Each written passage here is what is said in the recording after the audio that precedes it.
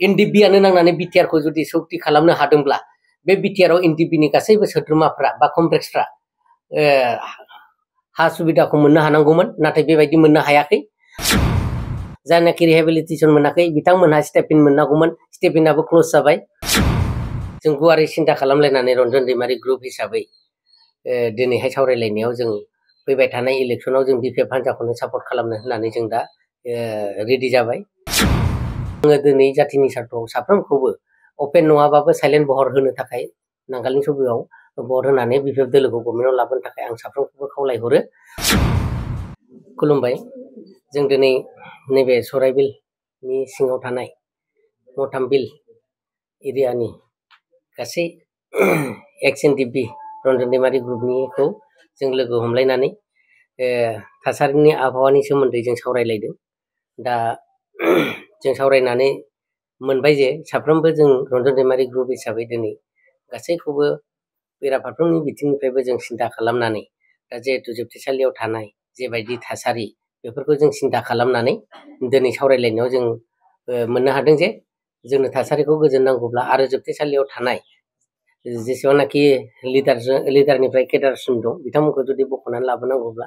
जोंहा गोबां साननो गोनां जादों आरो लोगोसे नैबे मोनफ्रोमबो दावहानि समाव सैसो नांनाय मुंख्लं जानांनाय न'खर बिथांमोननि माखासे दुखु दाहानि बेलायावबो जों सावरायदों सिन्था खालामदों बिथांमोननि साननाय आरो हास्थायनाय लुबैनायखौ जुदि जों फुरा खालामनांगौब्ला जोंहा गभर्नमेन्टनि गोनांथि दं मदद मोननो थाखाय दा बेनिखायनो जों गुवारै सिन्था खालामलायनानै रन्जन दैमारि ग्रुप हिसाबै दिनैहाय सावरायलायनायाव जों फैबाय थानाय इलेक्सनाव जों बिपिएफ हान्जाखौनो सापर्ट खालामनो होननानै जों दा रेडि जाबाय न' डाउट आंथ' जेन'बा बिपिएफआव जगदान जाग्रोखाबायमोन अब्लाबो आं गावनि कमप्लेक्सफोरजों दिनै गुवारै सावरायदों गुवारै सावरायनायाव बिथांमोनहाबो बे पजिटिभ रिजाल्टखौनो होदों जे जातिनि सार्थआव बिटिसिनि सार्थआव बिटिसिनि जेसेबांनाखि जनगोष्ठीफोरनि थैनाय थांनायनि सोमोन्दै जों सावरायलायनानै बिपिएफ दोलो नङाबा जों थांनानै थानो हानाय नंला आरो लोगोसे बिटिसिखौ जों बासायनानै लाखिनो हानाय नंला होननानै जों सिन्था खालामनानै बिपिएफ दोलोखौ फैबाय थानाय 7 तारिख मेनि जिहेतु जानो गोनां जाहा लकसभा इलेक्सन बे लकसभा इलेक्सनाव जों नांगालनि सभायाव भट होनानै बिपिएफ दोलोखौ देरहासार खालामसै खाम्फा बर' गयारिखौ जोङो जोंनि बर' हारि बा बिटिसिनि गार्जेन हिसाबै जों लकसभायावहाय दिनै दैदेनगिरि हिसाबै फाथायहरनो जों थियारि जाबाय दा बे बेलायावथ' एक्सुअलि बियो रन्जन दैमारि फेक्सननि जोंबो मिथियो आरो दा नोंथांमोनाबो मिथिनो हागौ आं माखासे सानाव बाइटआव बहुद बुंबाय थादोंमोन जिहेतु इउनाइटेड फाराम जाय मोनब्रै फेक्सनजों मोनसे जों इउनाइटेड फाराम हिसाबै जोङो मोनसे संगठन फर्म बानायनानै लादोंमोन दा बे बानायनानै लानायाव आंबो इउनाइटेड फाराम फर्म बानायनायाव मिटिंनि गेजेरजों साफ्रोमबो जोंनि दैदेनगिरिजों लोगोसे कमप्लेक्स बा केडारफ्रा जयैनो डिसकास खालामलायनानै कमिटि गठन खालामनायाव जों दैदेनगिरिफोरखौ दायथ' होलायनाय जादोंमोन दा दायथ' होलायनायाव आंबो सासे सेन्ट्रेल कमिटिनि अर्गेनाइजिं सेक्रेटारि हिसाबै बिबानखौ रुजुनदोंमोन रुजुननानै आङो बेनो एसे गोलाव सम बे माबायावनो संगठनावनो आंबो मावबोदोंमोन दा मावबोनायनि गेजेराव माखासे जिनिसा मोगथां महर मोनैलाय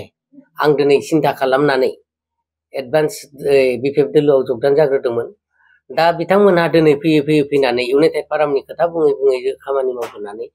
सा ससेयावहाय मा जालायखो आं बेखौ मिथिया जानो हागौ बिथाङा गावनि सार्थनि थाखाय माबा मोनसे डिसिसन लादों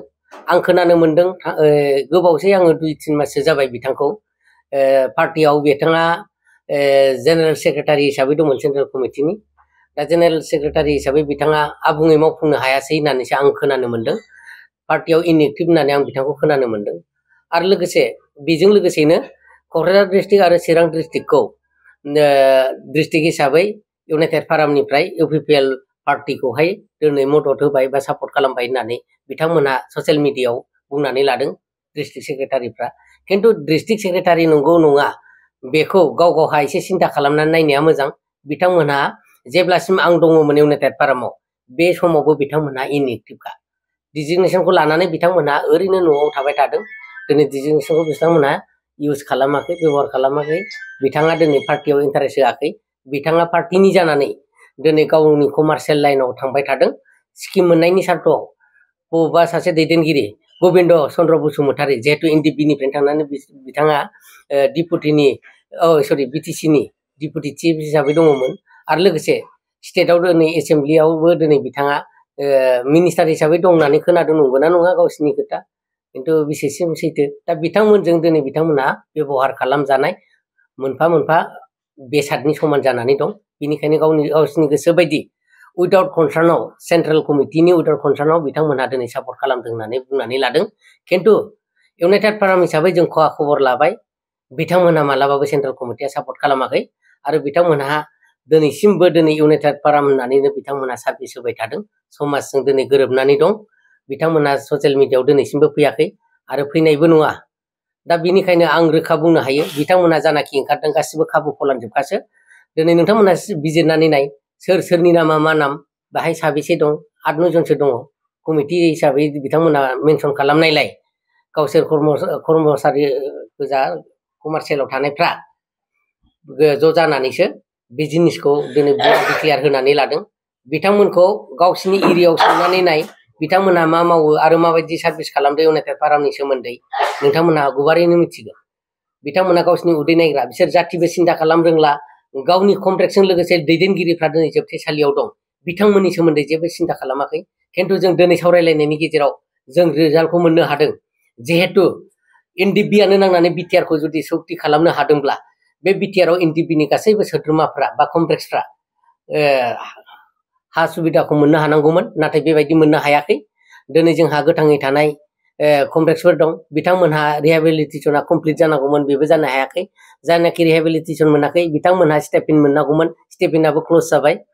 आरो लोगोसे मुंख्लं जानानै थांनाय न'खरफोर बिथांमोननि नामावहाय दिनै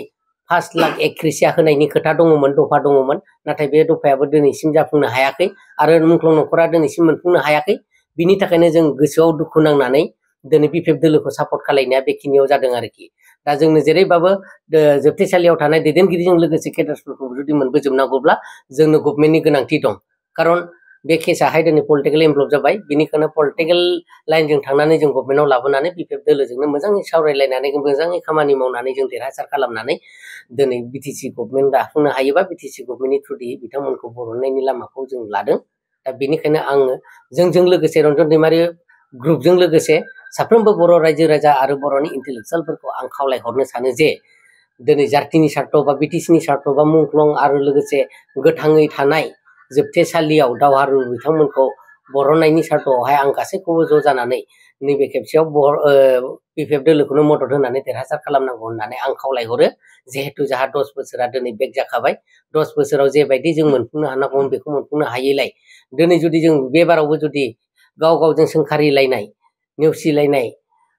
मोखां नायलायै जालायनानै जुदि गेना गोरोन्थिखौ जों सानखांबाय थानानै जुदि नों आलदा आं आलदा जुदि जानानै थायोब्ला जोङो मालाबाबो जौगानो हानाय नङा। बेनिखायनो आङो दिनै जातिनि सार्थआव साफ्रोमखौबो अपेन नङाबाबो साइलेन्ट बहर होनो थाखाय नांगालनि सभायाव भट होनानै बिपिएफ दोलोखौ गभर्नमेन्टआव लाबोनो थाखाय आं साफ्रोमखौबो खावलायहरो। इन्टेलेक्सुवेल लेभेलाबो नङाबा दायनिगिरि जागोन होननानै आं साननो हानानै जातिखौ दैदेननो हानाय गोहो थानानै जुदि जातिनि फारसे सिन्था खालायाबा, जातिखौ दैदेनलाङाब्ला दायनिगिरिया एनडिपिनिल' जानाय नङा बा बर'नि दैदेनगिरिफोरल' जानाय नङा, साफ्रोमबो इन्टेलेक्सुवेलफ्राबो जागोन। खारन साननो हानाय गोहोआ दं हिसाबै। बेनिखायनो आङो साफ्रोमखौबो दिनैनि बे प्रेस मिटनि गेजेरजों बर' हिसाबै बा बिटिसिनि जेसेबां जनजाति दङ, जनगोष्ठिफोर, बिटिआर बाखिन्दा हिसाबै जिहेतु जों बिटिआरनि बुहुमपुत्र हिसाबै बिटिआरखौ फोथांनानै लाखिनायाव ज'यैनो आवगायनो थाखाय आं खावलायबाय। भटखौ जेरैबाबो फैबाय थानाय 7 तारिखआव जों नांगालनि सभायाव भट होनानै देरहासार खालामनानै जों गोग्गो